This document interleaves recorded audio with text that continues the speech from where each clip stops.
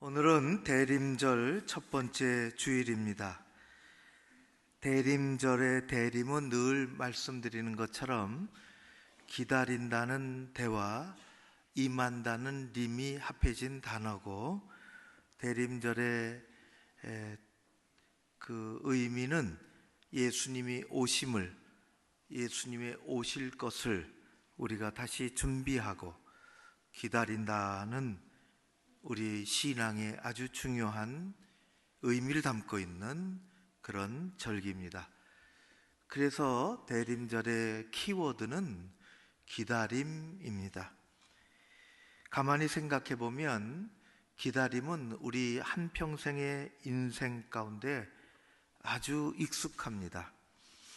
우리 인생은 크고 작은 기다림의 연속이라고 할 수 있습니다. 누구나 다 이런저런 일을 기다립니다.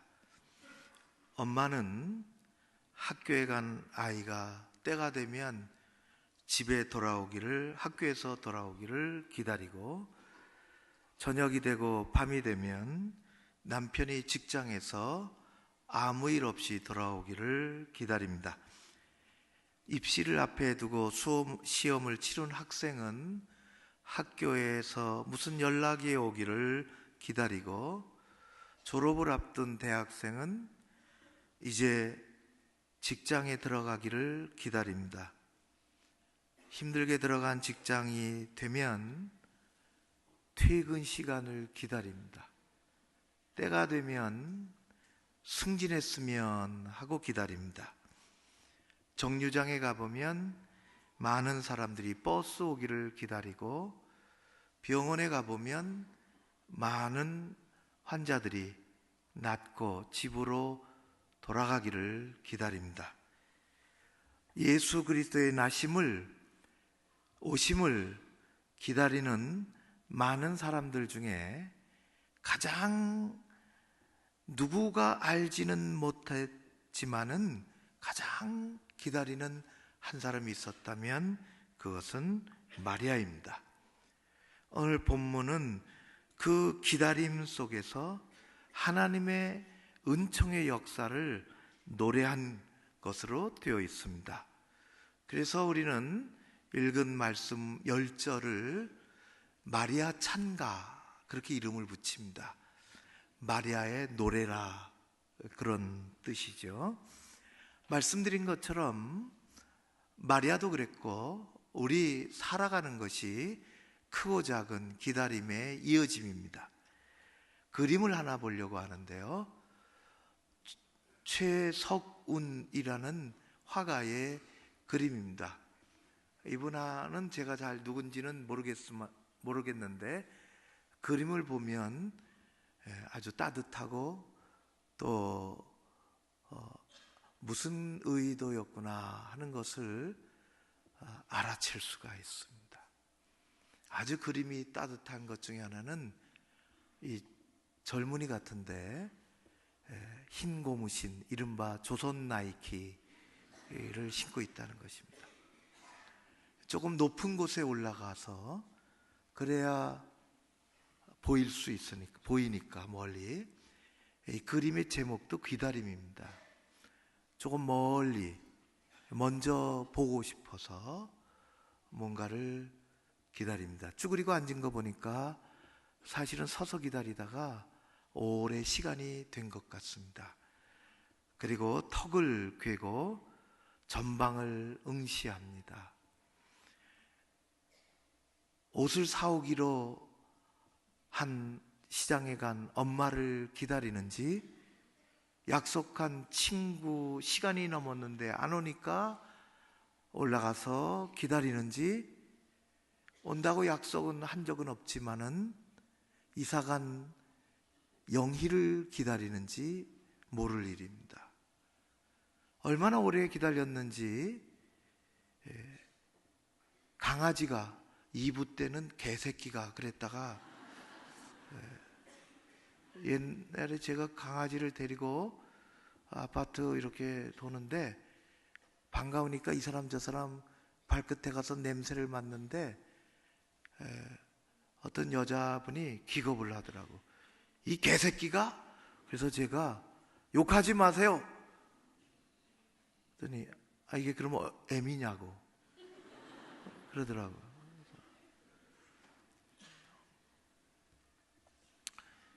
강아지가 주인이 계속 있으니까 떠나지 못하고 언제 끝나는겨? 그러면서 속으로 생각하면서 주인을 보고 눈을 흘기고 있습니다. 나무가지에는 까마귀가 전방을 응시하고 있는데 제 생각에는 오래 기다렸구나. 곧 까마귀를 그려놨으니 아주 좋은 소식이 올 거다라는 생각을 하게 됩니다. 왜? 네? 네, 까치. 제가 뭐라 그랬죠? 까치. 예. 그래서 여러분들이 훨씬 더 잘 아신다니까요. 예, 까마귀가 어느 나라에, 우리나라는 까마귀를 좀 즐겁을 하는데요. 까마귀가 참 귀한 동물이에요. 방글라데시 가도 소련 가도 까마귀를 참 귀하게 여깁니다. 아무튼 우리하고는 또 풍습이 좀 다르니까 그렇습니다. 기다리는 거죠. 기다리는 거요. 1925년에 방정환 선생님이 어린이라는 획기적인 잡지를 그 당시에는 만들 때 12살 난 최순애라는 어린이가 동시를 써서 참 잘 썼다. 그리고 어린이라는 잡지에 발표를 한 것을 우린 지금도 노래로 만들어서 동요로 만들어서 부르고 있죠. 그것이 오빠 생각입니다. 네, 이렇습니다. 뜸북 뜸북새 논에서 울고 뻐꾹 뻐꾹새 숲에서 울 때 우리 오빠 말 타고 서울 가시며 비단 구두 사가지고 오신다더니 왜 안 오시나 기다리는 것입니다. 2절 기럭기 북에서 오고 귀뜰귀뜰함이 슬피 울건만 서울 가신 오빠는 소식도 없고 나무님만 우수수 떨어집니다. 오빠를 기다리는 거죠. 옛날에 저는 어떤 사람에게 이 노래는 조선의 독립을 기다리면서, 순 엉터리더라고. 그거 지나보니까 12살이 뭘 조선의 독립을 기다리면서 오빠는 조선을 얘기한다 뭐 이러면서 오버하는 사람들이 늘 문제라 그런 생각이 듭니다. 오빠 기다리는 거죠. 오빠 온다고 했는데 내 고무신 사갖고 온다 그랬는데 그런 것입니다. 우리는 기다림의 연속 속에서 살아갑니다. 그림 하나를 더 보려고 합니다. 이 그림은 17세기 네덜란드의 화가 빛과 어둠의 마술사라고 불리는 렘브란트의 돌아온 탕자입니다. 성경 누가복음 15장에 나오는 말씀이죠. 아들이 살아계신 아버지한테 아버님이 돌아가셔야 재산을 나눌 수가 있는데 버르장머리도 없이 아버지한테 가서 내 재산 돌아올 거 미리 달라고 아버지 가슴에 못을 박고 아들은 그 재산 가지고 집을 뛰쳐나갔습니다. 이날 이때 살면서 그런 아들 잘 된 것을 저도 본 적이 없습니다. 거지꼴이 되었죠. 상거지가 돼서 돌아왔습니다. 망하고 쫄딱 망한 것입니다. 집 나간 아들은 재산 챙기고 집 나간 아들은 아버지를 순간 잊습니다. 아버지는 더 이상 필요도 없고 아버지는 더 이상 기억나지도 않고 아버지는 나의 삶에 상관이 없다고 생각하고 살아간 그 삶의 결과는 망한 것입니다. 아들은 아버지를 잊었지만 아버지는 아들을 한시도 잊은 적이 없습니다. 문설주에 기대어 서서 이제나 저제나 올까 동구 밖을 쳐다보며 아버지가 아들을 얼마나 기다렸는지 아버지는 그림 속에 마침내 눈까지 멀었습니다. 돌아온 아들은 냄새를 펄펄 나는 거짓골로 해서 그 아들을 품에 안고 있습니다. 하나님은 죄 지은 인간이 품으로 돌아오기를 한없이 기다리셨습니다. 지금도 기다리십니다. 믿되 잘 믿기를 기다리십니다. 하나님은 기다리시다가 때가 되어 아예 외아들 예수 그리스도를 우리 곁으로 보내주셨습니다.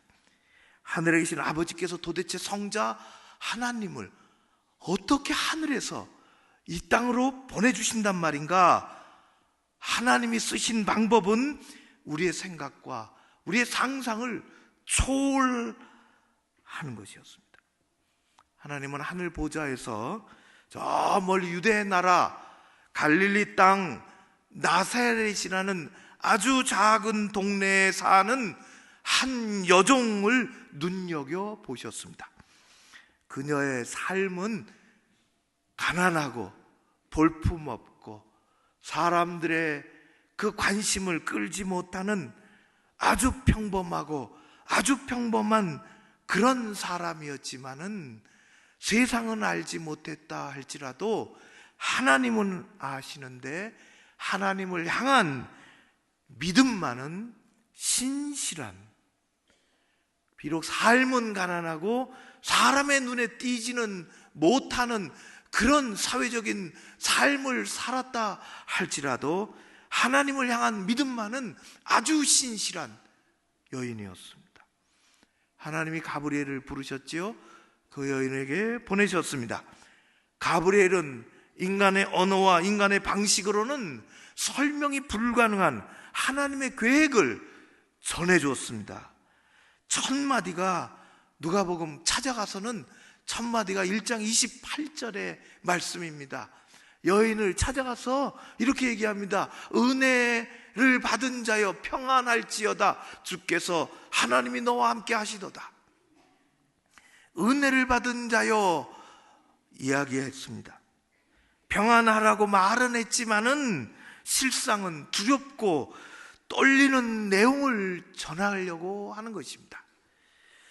우리의 삶을 뒤바꿔 놓은, 세상의 역사를 뒤바꿔 놓은 천사에 이어지는 한마디는 누가복음 1장 31절에 있습니다. 이렇게 얘기했습니다. 보라, 이제 내가 잉태하여 아들을 낳을 것인데 그 이름을 예수라 하라. 하나님께서 예수 그리스도의 탄생을 위해서, 하나님의 외아들을 이 땅에 보내시기 위해서 인간이 그 누구도 한 번도 생각해 본 적이 없는 인간의 몸을 사용하신다는 것입니다. 이 세상 생각해 보지 못했던 전능하신 하나님만이 생각하시는 방식으로 동정녀 탄생을 말씀해 주셨습니다. 전능하신 하나님은 못하시는 일이 없으십니다. 하나님은 작정하신 일을 행하십니다. 저는 참 오래전에 돌아가셨는데요. 그분은 그분은 이북에서 내려오신 분이십니다. 이제 연세가 많이 드셔서 많이 아프셔서 교회 잘 못 나오시고요. 제가 연세가 많으신 분을 신방을 갔습니다. 이런저런 얘기하시면서 또 이북에서 내려온 얘기도 하시면서 이렇게 얘기하셨습니다. 목사님, 제가 몸이 아파서 교회를 잘 나가지는 못하지만은 저는 창세기 1장 1절을 믿습니다 하셨습니다. 창세기 1장 1절을 믿습니다. 태초에 하나님이 천지를 창조하시니라. 하나님이 이르시되 빛이 있으라 하시니 빛이 있었고 하나님 보시기에 좋았더라. 그분이 창세기 1장 1절, 창세기를 믿는 1장을 믿는다는 것은 창세기 1장 1절을 믿으니 못 믿을 것이 없다는 것입니다. 성경에 못 믿을 구석이 없다는 것입니다. 하나님이 세상을 창조하신 것을 진실로 믿으니 세상에 못 믿을, 하나님이 못 믿을 것이 없어. 계시록까지 다 믿는다는 것입니다. 20년 가까이 지났지만 저는 그 말씀을 잊어버린 적이 없습니다. 엊그제 우리 드나미스 다 12주 하루에서 일주일에 3시간씩 겁나서 못한다 그러더라고요. 어느 분은 잘 마치고 우리 졸업하신 분들이 이름을 우리가 졸업여행 그렇게 정해서 이름을 그렇게 정한 거지 뭘 졸업여행. 금요일날 어제 그제 금요일날 회사일 가정일 다 맞춰놓고 어떤 분은 헐레벌떡 뛰어와서 저녁 6시에 모여서 문막으로 가는 겁니다. 1박 하려고. 그래도 졸업여행이라는 이름을 붙였어요. 도착하니까 8시가 넘고 식사하니까 9시가 좀 넘고 예배드리고 조그마한 예배당에서 예배드리고 성찬식하고 찬양하고 또 기도도 하고 또 돌아가면서 길진 않지만은 간증도 하고 12시가 넘어 은혜로운 시간을, 감격스러운 시간을 보냈습니다. 모두가 다 참 좋았지만은 간증이 너무 좋았어요. 간증을 들어보니까 길지는 않지만은 그분들 다 한마디씩 하셔야 되니까 정말 간증을 듣고 나서는 제 얼굴들이 다 달라 보이더라고요. 참 제게 은혜였습니다. 어느 집사님이 그 중에 이렇게 간증을 했습니다. 예전엔 안 그랬는데 드나미스를 하면서 창세기 1장 1절이 믿어졌습니다. 20년 전 이북에서 내려오신 할아버지 생각이 났습니다. 창세기 1장 1절을 믿으니 못 믿을 것이 없습니다. 사랑하는 성도 여러분, 여러분들은 창세기 1장의 하나님을 믿으십니까?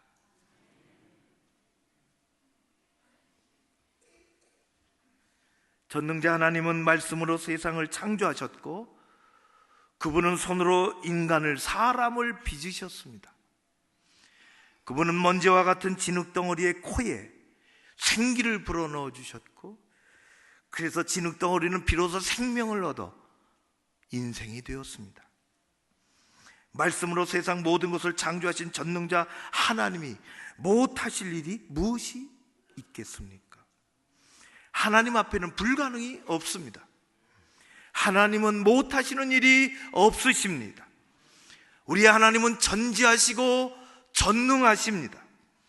하나님을 막아설 자가 이 세상에는 없으며 하나님을 제한할 그 어떤 법규도, 그 어떤 법령도, 그 어떤 제도도, 그 어떤 방식도 이 세상에는 존재하지 않습니다. 우리는 그 하나님을 믿습니다.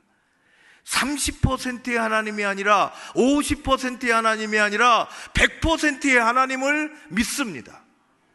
창세기 1장의 하나님과 누가복음 1장의 하나님은 다른 하나님이 아니라 동일한 하나님이십니다. 하나님의 방식은 동정녀의 몸에서 성령으로 잉태하는 것이었습니다. 인간의 편으로 보면은 도저히 할 수 있는, 있을 수 없는 일이지만 하나님의 편에서 보면 아무것도 아닙니다.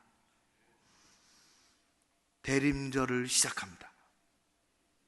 하나님의 능력이 제한 없이 믿어지는 그런 경험을 하는 여러분들 되시기를 주의 이름으로 축원합니다. 우리의 신앙의 삶 가운데, 우리 믿음의 역사 가운데 가장 어려운 부분이 하나 있다면 그것은 하나님에게 있는 것이 아니라 믿음이 부족하고 순종이 부족한 우리에게 있습니다. 하나님은 하나님이 일하시지 않는 것이 아니라 하나님은 일하시는데, 하나님은 일하시기를 원하시는데 믿음이 부족한, 순종이 부족한 우리가 그것을 받아들이지 못하는 것입니다. 그래서 하나님 앞에 선 아주 보잘것없는 가난한 한 여인, 이 여인의 반응이 중요합니다.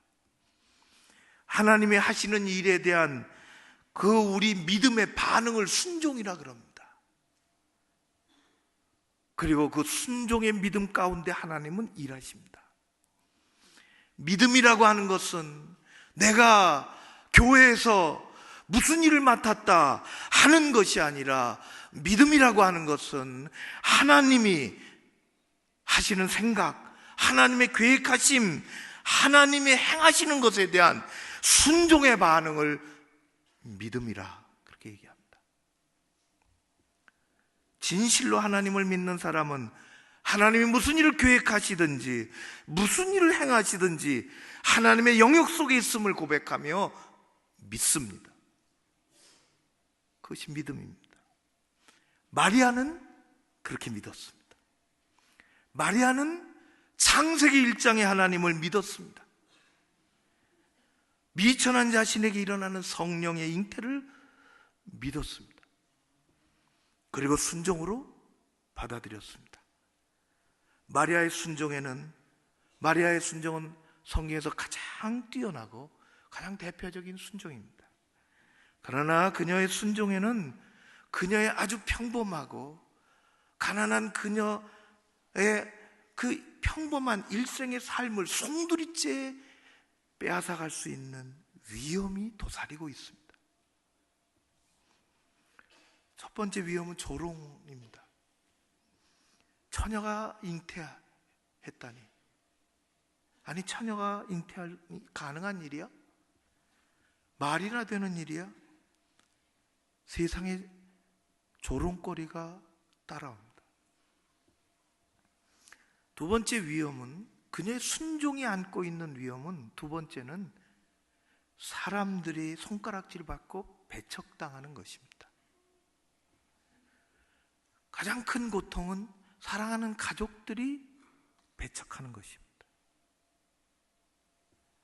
가장 큰 아픔은 사랑하는 정혼자 요셉에게서 버림받고 배척받는 것입니다.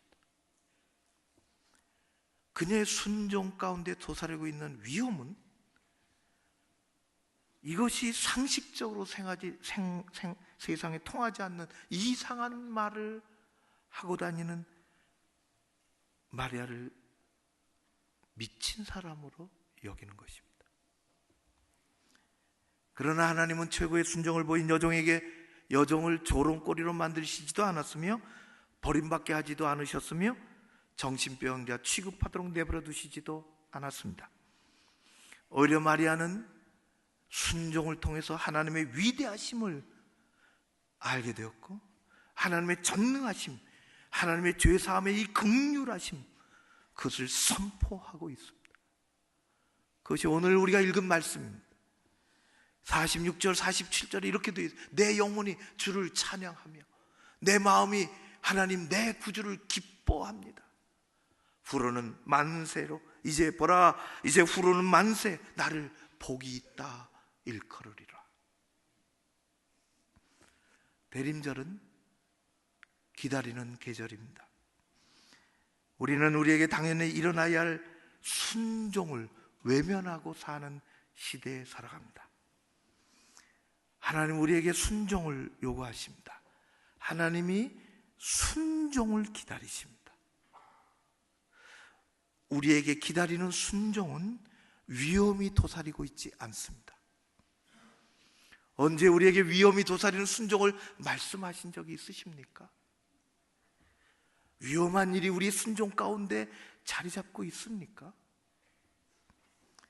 우리가 세상의 순종 때문에 조롱거리가 되는 것도 아니고, 우리가 하나님께 보여드리는 순종 때문에 손가락질 받고 배척받는 것도 아니며, 우리가 하나님께 내놓은 순종 때문에 이상한 사람, 상식이 통하지 않는 사람, 미친 사람 취급받는 것도 없습니다.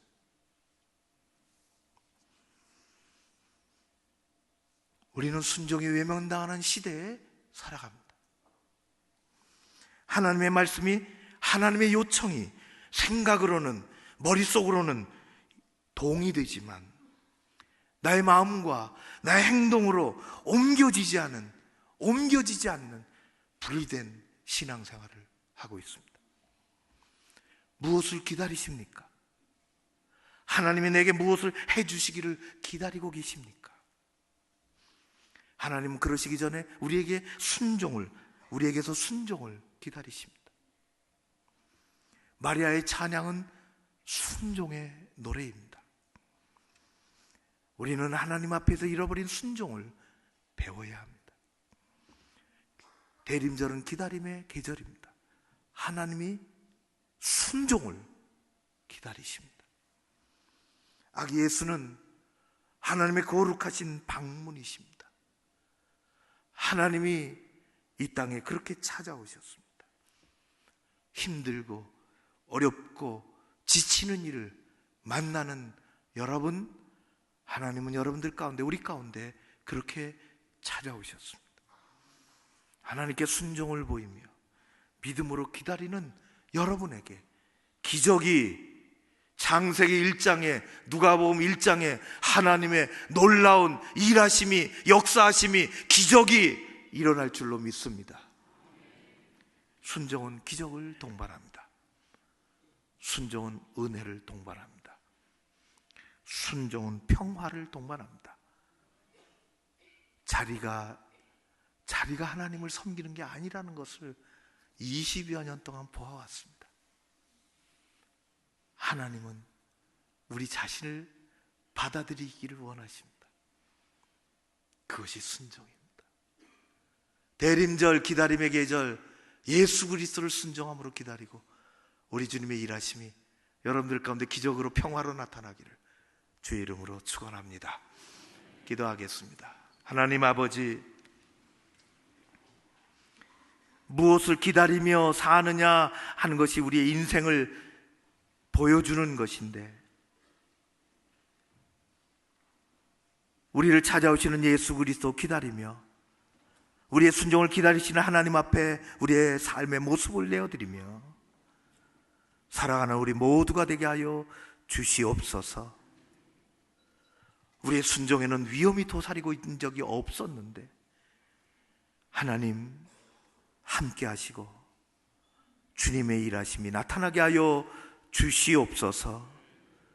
거룩하신 능력을 사모하오며 예수님 이름으로 기도하옵나이다.